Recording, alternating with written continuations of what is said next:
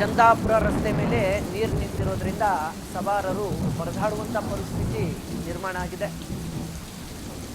ಒಂದು ಕಡೆ ಮಳೆ, ಮತ್ತೊಂದು ಕಡೆ ಜಿಟಿ ಜಿಟಿ ನೀರಿನ ಹೊಡೆತ, ಜಿಟಿ ಜಿಟಿ ಹನಿ ಏನು ಬೀಳ್ತಾ ಇದೆ, ಅದರಿಂದ ಓಡಾಡೋಕ್ಕೂ ಕಷ್ಟ ಆಗ್ತಾ ಇದೆ. ಮತ್ತೊಂದು ಕಡೆ ಮಳೆ ಆಗಿ ಈಗಾಗಲೇ ನೀರು ನಿಂತಿದೆ. ಬರೀ ಅರ್ಧ ಗಂಟೆ ಅಷ್ಟೇ ಸುರಿದಿರುವಂಥ ಮಳೆಗೆ ಬೆಂಗಳೂರಿನ ಸಂಪರ್ಕ ರಸ್ತೆಗಳು ಇವತ್ತು ಈಗಾಗಲೇ ಬಂದ್ ಆಗುವ ಹಂತಕ್ಕೆ ಬಂದಿದೆ. ನೋಡಿ, ಚಂದಾಪುರ ರಸ್ತೆ ಇದು ಯಾವ ಥರ ನೀರು ನಿಂತಿದೆ. ಸಣ್ಣ ಪ್ರಮಾಣದ ಮಳೆಗೆ ಚಂದಾಪುರ ರಸ್ತೆಯಲ್ಲಿ ಒಂಥರ ಸಮುದ್ರದ ಅಲೆಗಳೇ ತೇಲ್ತಾ ಇರೋ ಹಾಗಿದೆ. ಪ್ರವಾಹ ಬಂದು ಕೊಚ್ಕೊಂಡು ಹೋಗೋ ಥರ ಕಾಣ್ತಾ ಇದೆ. ಭಾರೀ ಪ್ರಮಾಣದ ಮಳೆ ಆಗಿ ಭಾರೀ ಪ್ರಮಾಣದಲ್ಲಿ ವಾಹನಗಳು ನೀರಿನಾಗ ತೇಲ್ಕೊಂಡು ಹೋಗೋ ಪರಿಸ್ಥಿತಿ ಬರುತ್ತಲ್ಲ, ಪ್ರವಾಹದ ಪರಿಸ್ಥಿತಿ, ಆ ಥರದ ಪರಿಸ್ಥಿತಿನ ನಾವೀಗ ಈ ಬೆಳಗ್ಗೆಯಿಂದ ಬಿದ್ದಿರುವ ಜಿಟಿ ಜಿಟಿ ಮಳೆಗೆ ನೋಡ್ತಾ ಇದ್ದೀವಿ. ಇನ್ನು ಇದು ಬಿಸಿಲು ಕಾಲ, ನಾನು ಆಗಲೇ ಹೇಳ್ತಾ ಇದ್ದೆ, ಬಿಸಿಲು ಕಾಲದಲ್ಲಿ ನೆಲ ಬೇಗ ನೀರು ಇರ್ಕೊಳ್ಳುತ್ತೆ. ಆ ಥರ ಪರಿಸ್ಥಿತಿ ಇಲ್ಲ. ನೀರು ಸರಾಗವಾಗಿ ಹರಿದೋಗೋಕ್ಕೆ ಕಾಲುವೆ ವ್ಯವಸ್ಥೆಗಳಿಲ್ಲ. ಕಂಪ್ಲೀಟಾಗಿ ಎಲ್ಲ ಒತ್ತುವರಿ. ಸುಮ್ಮನೆ ಒಂದೆರಡು ದಿನ ಜೆ ಸಿ ಬಿಗಳನ್ನು ಆ ಕಡೆ ಈ ಕಡೆ ಓಡಾಡಿಸಿ ಏನೋ ಮಾಡ್ತೀವಿ ಅಂತ ಹೋಗ್ತಾರೆ, ಮತ್ತೆ ನಿಂದಿರ್ಸ್ತಾರೆ ಅರ್ಧಕ್ಕೆ. ಹಿಂಗಾಗುತ್ತೆ.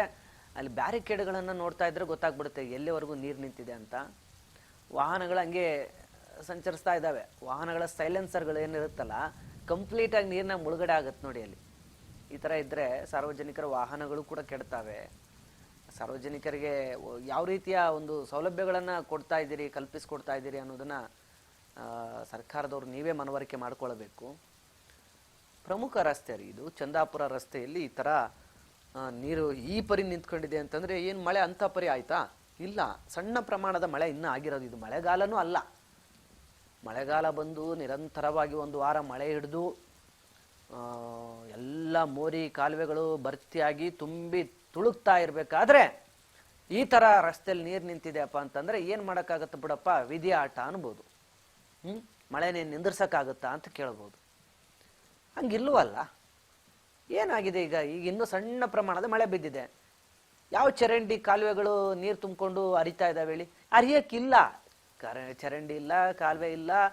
ಆ ಚರಂಡಿ ಕಾಲುವೆಗಳು ನೀರು ಹೋಗೋಕ್ಕಿಲ್ಲ. ಅವು ಕಸ ತುಂಬಕ್ಕಿದ್ದಾವೆ. ಎಲ್ಲಂದ್ರೆಲ್ಲ ಕಸ ತುಂಬಿಕೊಂಡಿದೆ, ಹೂಳು ತುಂಬಿಕೊಂಡಿದೆ, ಎತ್ತಕ್ಕಾಗಂಗಿಲ್ಲ, ಮಾಡಂಗಿಲ್ಲ. ಈಗ ಬೇಸಿಗೆ ಕಾಲದಾಗ ಅದೆಲ್ಲ ಕೆಲಸ ಮಾಡ್ಕೊಳ್ಬೇಕು. ಈ ಹೂಳೆಲ್ಲ ತೆಗೆದು ಹಾಕಿದರೆ ಈಗ ಅದು ಹಂಗೆ ಡ್ರೈ ಆಗುತ್ತೆ. ಮಳೆಗಾಲದಲ್ಲಿ ತೆಗೆದು ಹಾಕ್ತಾರೆ, ಕೊಚ್ಚೆ ಹಿಡಿತೈತಿ, ಸಾಂಕ್ರಾಮಿಕ ರೋಗಗಳಿಗೆ, ಕಾಯಿಲೆಗಳಿಗೆ ಇದು ಇದಾಗುತ್ತೆ. ಆಮೇಲೆ ಈಗ ಡ್ರೈ ಇರುತ್ತೆ, ಅದನ್ನು ಚೆನ್ನಾಗಿ ನೀವು ಲಿಫ್ಟ್ ಮಾಡ್ಬೋದು ಬೇರೆ ಕಡೆ ತೆಗೆದುಬಿಟ್ಟು. ಅದನ್ನು ಈಗ ಮಾಡೋಂಗಿಲ್ಲ. ಅದನ್ನು ಮಳೆ ಬಂದಾಗ ಮಾಡೋಕ್ಕೆ ಹೋಗ್ತೀರಾ, ಕೆಸರು ಅದು ಹೆಂಗೆ ತಗೊಂಡು ಹೋಗೋಕ್ಕಾಗುತ್ತೆ ಬೇರೆ ಕಡೆಗೆ? ಆಗಲ್ಲ. ಆವಾಗ ತೆಗೆದು ಅಲ್ಲೇ ಬಿಸಾಕ್ತೀರಾ. ಅದು ಮತ್ತೆ ಹೋಗಿ ಅದೇ ಕಾಲುವೆಗೆ ತುಂಬ್ಕೊಳ್ಳುತ್ತೆ. ಮತ್ತೆ ಇನ್ನೊಂದು ಸರಿ ನಿಮಗೆ ಟೆಂಡರ್ ಕರೆದು ಅದನ್ನ ಲಪ್ಟಾಯಿಸೋಕ್ಕೆ BBMP ಹಣನ ಬಳಸ್ಕೊತೀರಿ ಅಷ್ಟೇ.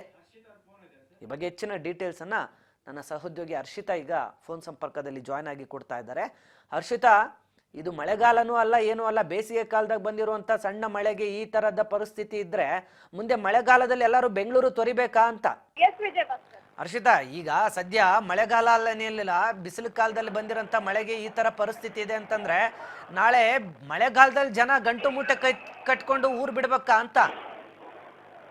ಎಸ್ ವಿಜಯ ಭಾಸ್ಕರ್, ಈಗಾಗಲೇ ಏನಂತಂದ್ರೆ ಬೇಸಿಗೆಯಿಂದ ಬೆಂದೋಗಿದಂತ ಬೆಂಗಳೂರಿನ ಜನತೆಗೆ ಈಗ ಮಳೆಯ ಆರ್ಭಟ ಕೂಡ ಜೋರಾಗಿ ಸಿಕ್ಕಿರುವಂತದ್ದು. ಏನಂತಂದ್ರೆ ಬೆಳಗಿಂದಲೂ ಕೂಡ ಏನಂತಂದ್ರೆ ಮೋಡ ಕವಿದ ವಾತಾವರಣಕ್ಕೆ ಇಷ್ಟು ದಿನ ಬಿರು ಬಿಸಿಲಿಂದ ಬೆಂಗಳೂರು ಜನ ಕೂಡ ಬೆಂದು ಹೋಗ್ಬಿಟ್ಟಿದ್ರು. ಸೊ ಇವತ್ತು ಬೆಳಗಿಂದಲೂ ಕೂಡ ಒಂದ್ ರೀತಿಯಾಗಿ ಕೂಲ್ ವೆದರ್ ಇತ್ತು. ಅದ್ರ ಜೊತೆಗೆ ಏನಂದ್ರೆ ಕೆಲವು ಭಾಗಗಳಲ್ಲಿ ಬೆಳಗಿನ ಜಾವ ಜಿಟಿ ಜಿಟಿ ಮಳೆ ಕೂಡ ಇತ್ತು.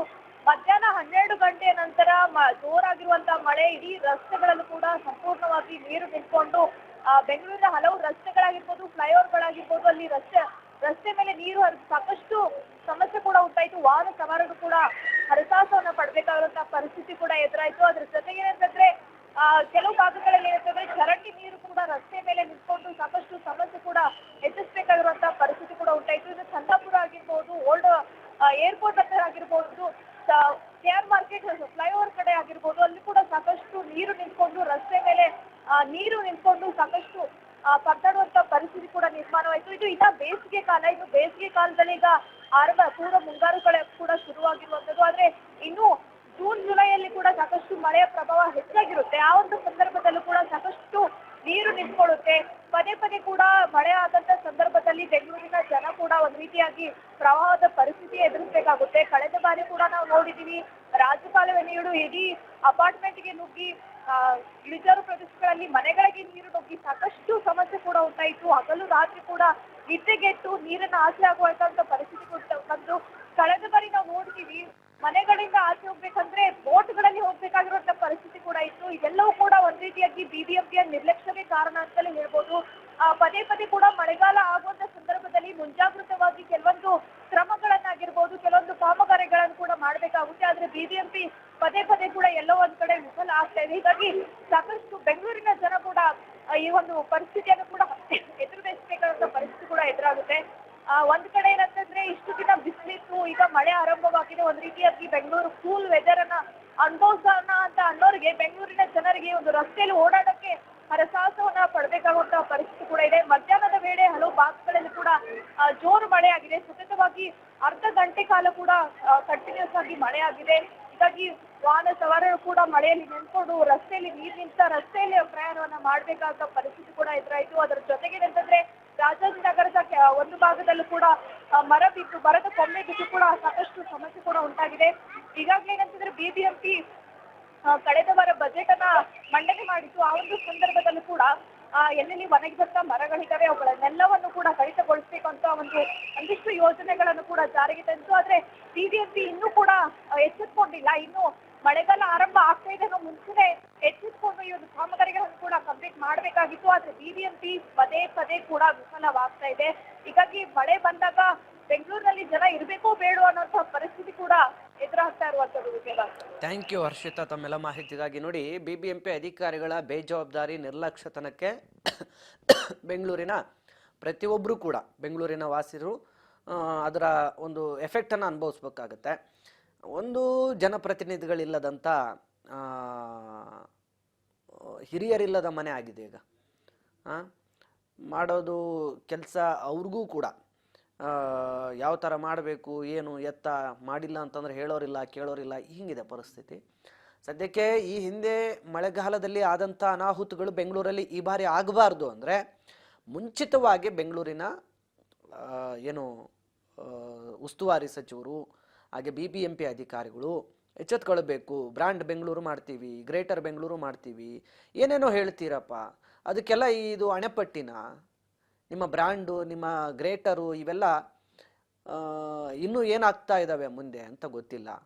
ಒಂದು ಸರಿಯಾದ ಚರಂಡಿ ವ್ಯವಸ್ಥೆಯನ್ನು ಇಂಥ ದೊಡ್ಡ ನಗರಕ್ಕೆ ಕಲ್ಪಿಸೋಕ್ಕಾಗಿಲ್ಲ ಅಂತಂದರೆ ನೀವಿನ್ನ ರಸ್ತೆ ಸಂಪರ್ಕ ವ್ಯವಸ್ಥೆಯನ್ನು ಎಲ್ಲಿ ಕಲ್ಪಿಸಿಕೊಡ್ತೀರಿ? ನೀವಿನ್ನ IT-BT ಸೆಕ್ಟರ್ಗಳಿಗೆ ಇಲ್ಲಿಗೆ ಬಂದು ಕೆಲಸ ಮಾಡೋದಕ್ಕೆ ಅವಕಾಶಗಳನ್ನು ಹೆಂಗೆ ಮಾಡಿಕೊಡ್ತೀರಿ? ಮೂಲಭೂತ ಸೌಕರ್ಯಗಳಿಗೆ ನೀವು ಆದ್ಯತೆಯನ್ನು ಕೊಡ್ತಾ ಇಲ್ಲ. ಕುಡಿಯೋ ನೀರಿಗೂ ಪರದಾಟ, ಮಳೆ ಬಂದರೆ ರಸ್ತೆಯಲ್ಲಿ ಓಡಾಡೋಕ್ಕೂ ಪರದಾಟ, ಮಳೆ ನೀರು ಸಿಟಿಯಿಂದ ಹೊರಗಡೆ ಹೋಗೋಕ್ಕೂ ಕೂಡ ಸರಿಯಾದ ವ್ಯವಸ್ಥೆ ಇಲ್ಲ.